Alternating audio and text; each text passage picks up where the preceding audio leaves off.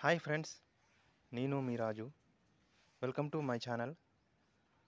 ఈరోజు మీకు నేను మా ఇంట్లో గోబీ కర్రీ, ఇంగ్లీష్లో క్యాలీఫ్లవర్ కర్రీ అని అంటారు, క్యాలీఫ్లవర్ కర్రీ ఏ విధంగా చేశారన్న విషయాన్ని మీకు నేను వీడియో చేసి చూపిస్తున్నాను.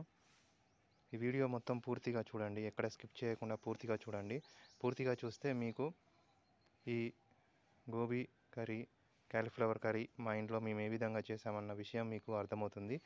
మీరు కూడా, ఈ వీడియో చూస్తున్న ప్రేక్షకులు, మీరు కూడా మీ ఇంట్లో గోబీ కర్రీ లేదా క్యాలీఫ్లవర్ కర్రీ ఏ విధంగా చేస్తున్నారన్న విషయాన్ని నాకు మీ కామెంట్ సెక్షన్లో తెలియచేయండి. మీ అభిప్రాయాలను నా కామెంట్ సెక్షన్లో తెలియచేయండి. అలాగే మీకు వెజిటేబుల్స్లో, కూరగాయలలో ఏ ఏ కూరగాయలు ఇష్టము, ఏ ఏ కూరగాయలు ఇంట్లో మీరు ఇష్టంగా తింటారు అన్న విషయాన్ని కూడా కామెంట్ చేయండి. మీ అభిప్రాయాలను కామెంట్ చేస్తూ ఉండండి. అలాగే ఈ వీడియో మీకు నచ్చితే లైక్ చేసి మీ ఫ్రెండ్స్ అండ్ ఫ్యామిలీస్కు షేర్ చేయండి. అలాగే మన సనాతన్ ఛానల్ను సబ్స్క్రైబ్ చేసుకోండి. ఇక విషయంలోకి వెళ్తే, గోబీ కర్రీ చేయడానికి ముందుగా క్యాలీఫ్లవర్ను, మంచిగా ఫ్రెష్గా ఉన్నటువంటి క్యాలీఫ్లవర్ను, తెల్లగా ఉన్నటువంటి క్యాలీఫ్లవర్ను తీసుకోవాలి. తీసుకునేటప్పుడే జాగ్రత్తగా చూసుకొని తీసుకోవాలి. తీసుకున్న తర్వాత ఈ కాలీఫ్లవర్ను చిన్న చిన్న పీసెస్గా తుంచుకోవాలి.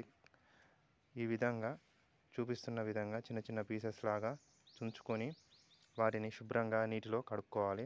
శుభ్రంగా నీటిలో కడిగిన తర్వాత వాటికి నీరు ఏమీ లేకుండా, కడిగిన గోబీ ఫ్లవర్కు, క్యాలీఫ్లవర్కు వాటర్ ఏమీ లేకుండా చూసుకొని శుభ్రంగా కడుక్కున్న ఈ క్యాలీఫ్లవర్ను, వాటికి నీరు అనేది ఏమీ లేకుండా, క్యాలీఫ్లవర్ మొగ్గలకు నీరు ఏమీ లేకుండా వాటిని చూసుకొని ఆ క్యాలీఫ్లవర్ను ముందుగా మనము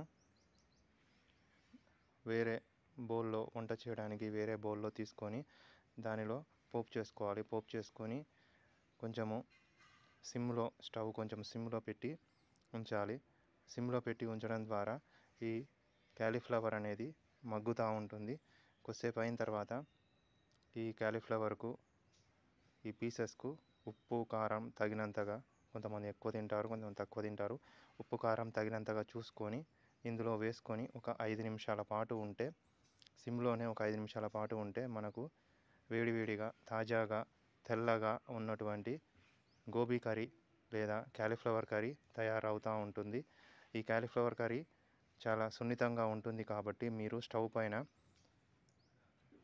హైలో పెట్టకుండా సిమ్లోనే పెట్టాలి. హైలో పెడితే ఏంటంటే మీకు ఈ గోబీ కర్రీ అనేది చాలా దగ్గరికి వస్తుంది, టేస్ట్ కూడా పోతుంది. అందుకే సిమ్లోనే ఉంచి మీరు ఈ క్యాలీఫ్లవర్ కర్రీ అనేది చేసుకోవాలి. మా ఇంట్లో క్యాలీఫ్లవర్ కర్రీ చేశాము, చాలా బాగుంది, మేము తిన్నాము, చాలా బాగుంది. అలాగే మీ ఇంట్లో కూడా క్యాలీఫ్లవర్ కర్రీ చేసుకొని ఎలా ఉంది అనే విషయము నాకు కామెంట్ సెక్షన్లో మీరు తెలియచేయండి, మీ అభిప్రాయాలను. అలాగే ఈ వీడియో మీకు నచ్చితే మీ ఫ్రెండ్స్ అండ్ ఫ్యామిలీస్కు షేర్ చేయండి. అలాగే మన సనాతన్ ఛానల్ను సబ్స్క్రైబ్ చేసుకోండి. పక్కనే ఉన్న బెల్ సింబల్ను గట్టిగా కొట్టండి. బెల్ సింబల్ను గట్టిగా కొట్టడం ద్వారా నేను చేస్తున్న లేటెస్ట్ వీడియోలు మీకు అప్డేట్ నోటిఫికేషన్ లాగా వస్తూ ఉంటాయి. ఈ వీడియో మీకు నచ్చితే లైక్ చేసి, షేర్ చేసి, కామెంట్ చేసి నాకు, నా సనాతన్ ఛానల్కు ప్రోత్సాహాన్ని కలిగించండి.